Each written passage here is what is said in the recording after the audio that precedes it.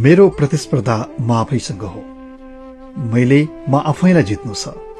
हिजोभन्दा केही आज सकारात्मक गर्नु छ।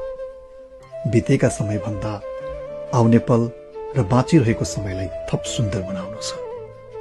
हरेक मानिसहरू अरूसँगको प्रतिस्पर्धाका लागि दौडिरहेका हुन्छन्, कुदिरहेका हुन्छन्, तर वास्तवमा आफूले आफ्नै लागि प्रतिस्पर्धा गर्नुभन्दा ठूलो सफलता अरू छैन।